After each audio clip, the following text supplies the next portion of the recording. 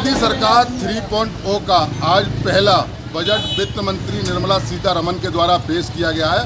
उसको लेकर हम इस वक्त मौजूद हैं। ये अलीगढ़ की ऐतिहासिक मामू भांजा इलेक्ट्रॉनिक्स मार्केट है। देखिए, सबसे बड़ी बात यह है इलेक्ट्रॉनिक मार्केट में आना इस वजह से हो रहा है क्योंकि मोबाइल और इलेक्ट्रॉनिक्स की ये मेन मार्केट है। कहीं ना कहीं जो मोबाइल है और मोबाइल के चार्जर हैं उन पर कीमतें डाउन की गई हैं। साथ ही साथ सोने चांदी की कीमतों को डाउन किया गया है।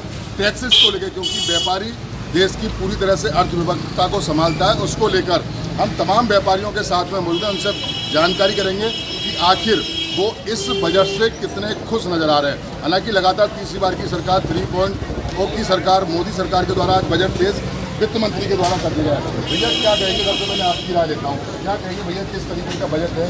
बजट अच्छा है और भी अच्छा हो सकता है? बजट जो है और भी अच्छा हो सकता था, लेकिन जो है बजट के हिसाब से जो मोबाइल पर कम कर दिए, सोने चांदियों पर कम कर दिए।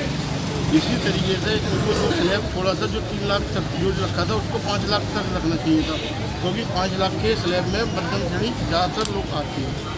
भैया मुद्रा लोन की बात है, मुद्रा लोन 10 से उठाकर मुद्रा लोन जो भैया जो ले रहे हैं, जो उन्होंने लिया है वो चुका भी रहे होंगे, लेकिन हम लोगों ने तो लिया नहीं है ना, हमें जानकारी इस मामले। तो बजट और अच्छे में क्या क्या होना चाहिए? अच्छे बजट में ये होना चाहिए सरकार को, छोटे छोटे मध्यम श्रेणी के व्यापारी जितने भी हैं वो आज की तारीख में बिल्कुल पस्त पड़े हुए हैं। हर तरीके से जो है आप ये देख लो, आप किचन का आइटम उठा के देख लो, हर चीज़ महंगाई के दर पर कोई कम नहीं है आज की तारीख में। जो मध्यम श्रेणी आदमी कहाँ से कमा के लाएगा? 1500 रुपये कमाने वाला 1500 रुपये अपने जो ये निकाल देगा तो क्या अपना इलाज करा पाएगा? इलाज के ऊपर सस्ता करना चाहिए। आज की तारीख में डॉक्टरों के पर्चे देखो, 1 रुपये का पर्चे में 500-700 रुपये का पर्चा बहन जो है हर तरह से लूट रहे हैं। और ये कैंसर की दवाएं, कैंसर के मरीज कितने हैं भाई साहब? आज ये देखो डायबिटीज़ वगैरह, बीपी वगैरह हर घर में है आज की तारीख में। दवाइयों का तो और डॉक्टरों के ऊपर तो सरकार को अंकुश लगाना ही चाहिए, लगाना चाहिए। भैया क्या कहेंगे? बजट पेश किया गया है मामू भांजा मार्केट में, है ना, मोबाइल के कवर पे, और इस वजह से कितना खुश नजर आ रहा है? आज का जो बजट इन्होंने जो पेश किया है इसमें इन्होंने इलेक्ट्रॉनिक में मोबाइल जो सस्ता किया है। मोबाइल आज मैं समझता हूँ देश के लिए मोबाइल आज इतना इम्पोर्टेंट हो गया इलेक्ट्रॉनिक में कि हर घर में और हर व्यापारी के पास और हर युवा के पास मोबाइल उसकी जेब में है। लेकिन काफ़ी चीज़ ऐसी हैं जैसे दवाएँ हैं, जैसा कि हमारे साथी भाई कह रहे थे, क्योंकि आज प्राइवेट डॉक्टर के पास आज कोई भी मध्यम वर्ग का व्यापारी या कोई भी बेचारा जाता है तो बहुत महंगी फीस और दवा भी महंगी है। तो कुछ बजट इनको ऐसा ही पेश करना था इस गवर्नमेंट को जो मध्यम वर्ग का व्यापारी के लिए लाभकारी होता और अच्छा रहता। लेकिन जिस हिसाब से इन्होंने जो मोबाइल सस्ता किया है, सोने चांदी पर उन्होंने कुछ लगाया है, कुछ दरें टैक्सों की इन्होंने कम की है, लेकिन कुछ और भी इसमें अच्छा हो सकता था बजट में, और भी अच्छा होगा। नहीं हो पाया। अभी मैं आ रहा हूँ, क्या कहेंगे बजट को लेकर? क्या है व्यापारी, आपकी राय क्या है? देखिए, बजट को लेकर देखिए, पहले तो मैं पुनः देश के यशस्वी प्रधानमंत्री जी का आभार करता हूँ। उन्होंने इतना मध्य वर्ग के व्यापारी के लिए इतना सुंदर सुनहरा बजट पेश किया।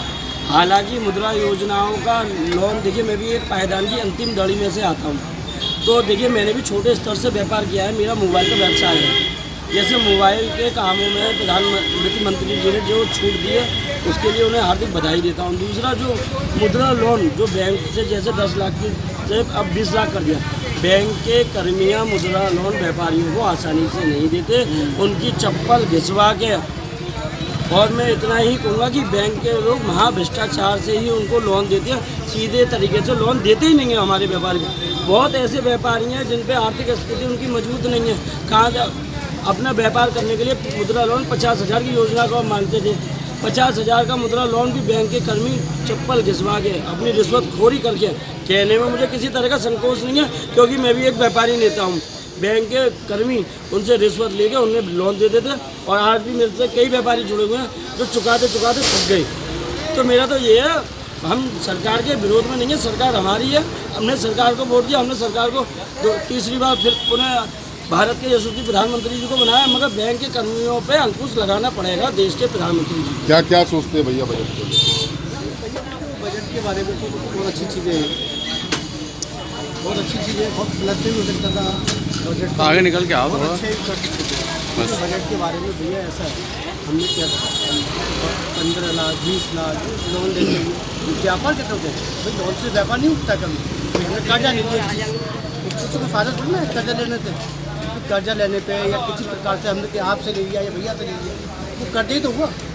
व्यापार हमारा अपना खुद का पैसा लगा के व्यापार हम जमाएंगे, वो कर्जा नहीं है कि हमें बढ़ाना है। GST बढ़ा दिया, GST पे बिल लगा दिए, तो सब एक दूसरे को बढ़ते रहेंगे घटते रहेंगे, उस चीज़ से कोई फ़ायदा नहीं होगा। और अच्छा होना चाहिए था बजट। जी हाँ, भैया एक चीज़ मैं जाता हूँ, देखिए मैं भारत की अगर हम देख बात तो लगभग 70% किसान अन्नदाता उसको लेकर किसानों को लेकर आप लोग क्या सोचते हैं? और अभी चुनाव में मैंने एक बार देखा था कि अग्निवीर वाला मुद्दा एकदम बहुत टाइट रहा था, जो लड़के हैं कि अग्निवीर में फौज वाला जो मामला आपने देखा है बहुत नाजुक है।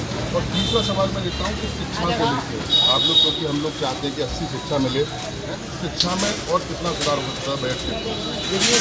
देखिए सरकार में शिक्षा के लिए तो मुझे लगता है कोई खास सुधार नहीं हुआ, क्योंकि आज कोई पेरेंट्स अपने बच्चे को जो एडमिशन के लिए किसी अच्छे स्कूल में उसका सपना होता है कि मैं भी अपने बच्चे को अच्छे स्कूल में पढ़ाऊँ, लेकिन शिक्षा पर भी उनको थोड़ा कुछ बजट में उनको जाना चाहिए था, क्योंकि एडमिशन फीस और जो मंथली फीस जो प्राइवेट स्कूलों की होती है और जिस हिसाब से कोर्स लिखते हैं बहुत महंगा पड़ता है। जो मध्यम वर्ग का व्यापारी या मध्यम वर्ग का आदमी तो अब अपने बच्चे को अच्छे स्कूल में पढ़ाने का सपना उसका सपना ही रह जाएगा, लेकिन जो बड़े बड़े व्यापारी होते हैं, जो बड़े बड़े पैसे वाले होते हैं, उनके बच्चे तो अच्छे स्कूल में पढ़ते हैं, उनके लिए कोई बजट का फर्क नहीं पड़ने वाला। लेकिन मध्यम वर्ग का बेचारा जो बच्चा है वो शिक्षा ग्रहण करने में उसको दिक्कत रहती है, तो उसके बाद एक ही वो होता है सरकारी स्कूल या फिर छोटे मोटे स्कूलों में अपने बच्चों तो बजट में शिक्षा को अच्छे से लेकिन कोई अच्छा अंकुश नहीं हुआ है। थोड़ा शिक्षा के ऊपर किसानों को लेकर भैया, किसानों को लेकर तो देखो इस सरकार ने तो हमेशा किसानों के लिए हमेशा किया है, कभी कर्ज माफ़ किए किसानों को कर दिया, कभी बरसातों में किसानों को नुकसान हो गया, कभी किसी भी चीज़ पे किसानों को लेकर के सरकार हमेशा कुछ ना कुछ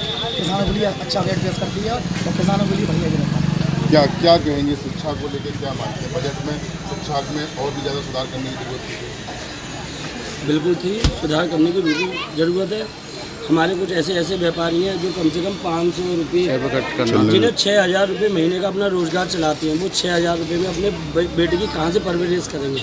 इन्हें और बेहतर शिक्षा के लिए करना चाहिए, कार्य करना चाहिए। टैक्सेस को लेकर भैया क्या सोचते हैं? टैक्स में कुछ राहत है? टैक्स के लिए कोई खास व्यापारी के लिए राहत नहीं है, क्योंकि आज कोई भी व्यापारी बेचारा जो व्यापार करने के लिए बैठता है तो उसके ऊपर GST वगैरह के टैक्स या जो जितने भी इन्होंने वो जो प्लस कर रखा है, तो व्यापारी बेचारा उस चीज़ से पूरा मारा जाता है। इनकम टैक्स में अगर छूट की बात करें तो नहीं, इनकम टैक्स में कोई छूट उन्होंने कहाँ गई है। ITR जो व्यापारी साल में अपना भरते हैं, ये 24-25 का जो व्यापार जो आदमी ITR भरेगा, तो टैक्स में भी इन्होंने कुछ खास हमको नहीं लगा करना चाहिए था, करना चाहिए था टैक्स में। और क्या मानते हैं और क्या क्या सुधार होना चाहिए? सारी चीज़ें हमें चारा रोज़मर्रा की दूध है, बहुत सी चीज़ें रोज़ाना, पानी की खराबी समस्या है, पानी में इतना बेकार पानी आ रहा है पाइपलाइन में बहुत ज़्यादा, कई जगह लाइनें फटी पड़ी है, कोई सुधार ही नहीं हो पा रहा है। मतलब किचन को लेके और देखना, किचन को बहुत ज़्यादा है। देखिए ये हमारे साथ में ये अलीगढ़ की ऐतिहासिक मांग मार्केट है। ये तस्वीर मैं आपको दिखाऊं कि तमाम पूरी इलेक्ट्रॉनिक्स की मार्केट और सबसे ज़्यादा यहाँ मोबाइल का काम बड़ी तादाद में होता है, तो तमाम कुछ व्यापारी हैं, उनसे हमारी बात हुई, जिनका साफ तौर से यही कहना है कि मोबाइल में राहत जरूर दे दी है, सोने चांदी में राहत जरूर दे दी है, लेकिन कहीं ना कहीं इनको टैक्स में राहत करनी। तो सबसे बड़ी बात यह है कि शिक्षा में इनको कुछ ऐसा बजट लेके आना था जिनकी कि एक समान बालक इनकी जो शिक्षा है वो कर सके। मैं सहयोगी जनपद के साथ मोहित गुप्ता, TV9 अलीगढ़।